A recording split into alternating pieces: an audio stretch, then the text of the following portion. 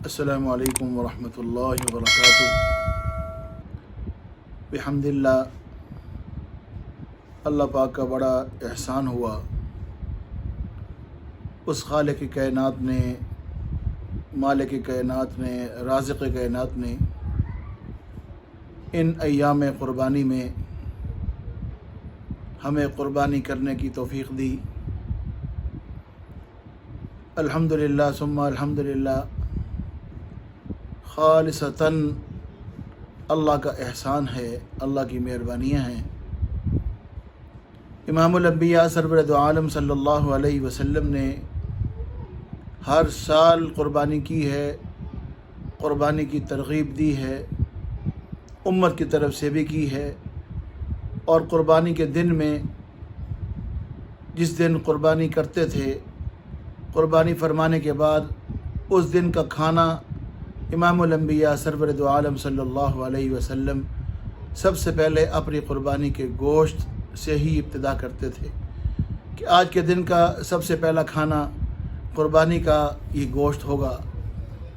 اور یہ گوشت اتنا باعث برکت الحمدللہ اللہ نے بنایا ہے کہ جن کو ڈاکٹروں نے، طبیبوں نے، حکیموں نے گوشت بند بھی کیا ہوتا ہے، اللہ کی رحمت سے، چونکہ اللہ کے مہمانی کے دن ہیں، اللہ کے محبوب صلی اللہ علیہ وسلم نے فرمایا اکلم و شربم و بیعال، کھانے پینے کے دن ہیں یہ، اس میں کھاؤ پیو۔ تو اللہ کے محبوب صلی اللہ علیہ وسلم کی یہ سنت ہے، گوشت قربانی کا کھانا۔ اللہ نے ایسی اس میں برکت رکھی ہے الحمدللہ کہ جو لوگ بیمار ہیں، جن کو ڈاکٹروں نے، طبیبوں نے منع کیا ہے، وہ بھی کھاتے ہیں الحمدللہ، کبھی ان کی بیماری نہیں بڑھی، کبھی ان کا نقصان نہیں ہوا، اور تجربہ بھی ہے اور بہت سارے علماء سے سنا بھی ہے کہ الحمدللہ یہ قربانی کا گوشت کسی کو نقصان نہیں دیتا۔ اللہ نے اس میں بڑی برکت رکھی ہے۔ سب سے پہلی بات، خود انسان جاتا ہے، خود جانور کو تلاش کرتا ہے، اس پر بڑی محنت کرتا ہے، پھر اس شدید گرمی کے موسم میں، اتنی تکلیف میں، پھر اپنی پسند کا جانور لاتا ہے، پھر اللہ پاک توفیق دیتے ہیں تو اپنے ہاتھ سے ذبح کرتا ہے، نہیں تو اپنے سامنے ذبح کرواتا ہے، اپنی آنکھوں سے دیکھتا ہے کہ یہ جانور اللہ کے نام پر ذبح ہو رہا ہے۔ باقی سارا سال گوشت تو انسان کھاتا ہی رہتا ہے، لیکن پتہ نہیں کس نے ذبح کیا، کہاں ذبح ہوا، کیسے ذبح ہوا۔ یہ ایک ایسی اللہ کی نعمت ہے کہ آنکھوں کے سامنے اس کو پسند کیا گیا، اس کو لایا گیا، اس کو کھلایا پلایا گیا، اس کو سنبھالا گیا، اس کو اپنی آنکھوں کے سامنے اپنے ہاتھ سے اس کو ذبح کیا، یا سامنے ذبح کروایا، پھر سامنے پکوایا، پھر سامنے کھایا۔ الحمدللہ ثم الحمدللہ، یہ ساری برکات ہی برکات ہے۔ دیکھو، اللہ کے نام پر ایک چیز ذبح ہوئی ہے، ایک اللہ کے نام کے بغیر ذبح ہوئی ہے، اس میں بہت فرق ہے۔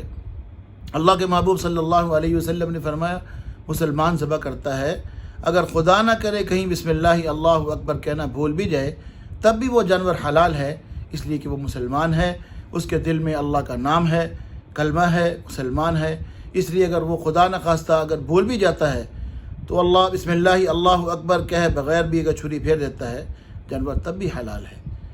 اور اللہ کے محبوب صلی اللہ علیہ وسلم نے حکماً یہ بھی ارشاد فرمایا کہ خبردار جان بوجھ کے ایسا نہ کرنا کہ بسم اللہ اللہ اکبر جان بوجھ کے آپ نہ کہیں، نہ پڑھیں اور جانور کو ذبح کر دیں، پھر جائز نہیں ہے۔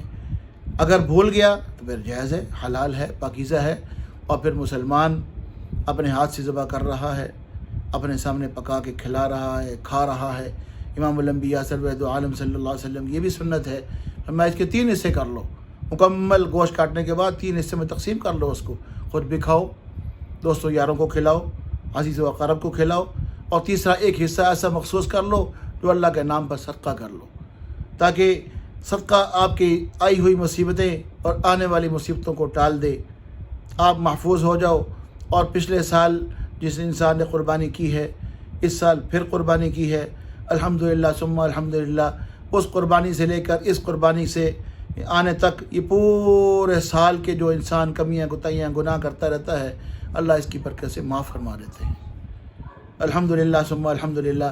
پھر اللہ کے پیارے پیغمبر صلی اللہ علیہ وسلم کی سنت ہے، صحابہ نے پوچھا یا رسول اللہ کیا چیز ہے؟ ما هذه الاضاحی و سنت ابیکم ابراہیم، तुम्हारे अब्बा इब्राहीम अलैहिस्सलाम की सुन्नत है। फिर सहाबा इस पर खामोशी इख्तियार करते बस ठीक है, हमारे दादा सैयदना इब्राहीम की सुन्नत है, हमारे महबूब इमामुल अंबिया की सुन्नत है, तो बस खामोशी नहीं, खामोशी इख्तियार नहीं कि हमारे लिए सवाल कर दिया, मालना या रसूलल्लाह, अल्लाह के महबूब सुन्नत तो है, आपकी भी सुन्नत है, आपके अब्बा की हमारे अब्बा की भी सुन्नत है, अल्लाह के महबूब मालना फ़िया या रसूलल्लाह, इसके अंदर हमारे लिए क्या चीज़ है। मा बिकुल्लि शअरतिन हसना, इसकी जिस्म पर जितने बाल हैं तो तुमने अल्लाह के नाम पर अपनी तरफ से कुर्बानी की है, हर बाल के बदले में अल्लाह नेकी नसीब फरमा रहे हैं। अल्हम्दुलिल्लाह सुम्मा अल्हम्दुलिल्लाह, इस पर बस नहीं फरमाई मफ़सूफ़ या रसूल अल्लाह, अल्लाह के महबूब ये जो ऊन है, सूफ़ है, इसके बारे में आप क्या फरमाते हैं। ये तो बहुत ज़्यादा बाल होते हैं, बहुत बारीक होते हैं, लातादाद होते हैं, अल्लाह के महबूब इसके बारे में आप क्या फरमाते हैं। मा बिकुल्लि शअरतिन मिन अस्सूफ़ि हसना, इसके भी हर बाल के बदले में अल्लाह नेकी नसीब फरमाते हैं। ये भी फरमाया जब तुम इसकी गर्दन को काटते हो, अल्लाह के नाम पर काटते हो, इसकी गर्दन से ब्लड का खून का कतरा निकलने से पहले, यानी ज़मीन पर टच होने से पहले अल्लाह रब्बुल आलमीन के यहाँ ये जानवर कबूल हो जाता है। अब तवज्जो फरमाएँ, अल्लाह के महबूब ने फरमाया पुराने ज़माने में ये क़ुरबानियाँ लेकर, जानवर लेकर खुले मैदान में सारे जाते थे, आसमान से आग आती थी और जिसकी क़ुरबानी कबूल होती थी वो उसको उचक के ले जाती थी, बाकी ऐसे ही जानवर खड़े रहते थे। अल्लाह रब्बुल आलमीन की कितनी ये मेहरबानी और एहसान है। अल्लाह के महबूब की ये दुआ है कि अल्लाह ने अपने हाथ से ज़बह करने का हुक्म भी दिया है, लाओ, काटो, बनाओ और सारा खा जाओ। कितनी आसानी हो गई है। वरना एक बंदे का जिस जानवर लेके मेहरबानी करके पैसे लगा के टाइम लगा के वो ले आया है, उसका जानवर वो आग ऊपर से आने वाली नहीं उचक के ले गई, वहीं छोड़ दिया, दुनिया क्या कहेगी उसको। अपने ऊपर फिट करके देखें क्या बनेगा। मेरी कुर्बानी अगर कबूल नहीं हुई, वहीं खड़ी है, तुम सब की कबूल हो गई है, तो इस बंदे का क्या बनेगा। अल्लाह ने इमामुल अंबिया सरवर दो आलम सल्लल्लाहु अलैहि वसल्लम की दुआ की बरकत से पर्दा डाल दिया है कि ऐसा ना हो, बस हर किसी की कबूल है। अल्हम्दुलिल्लाह, अल्लाह सब की कुर्बानियों को कबूल फरमाए।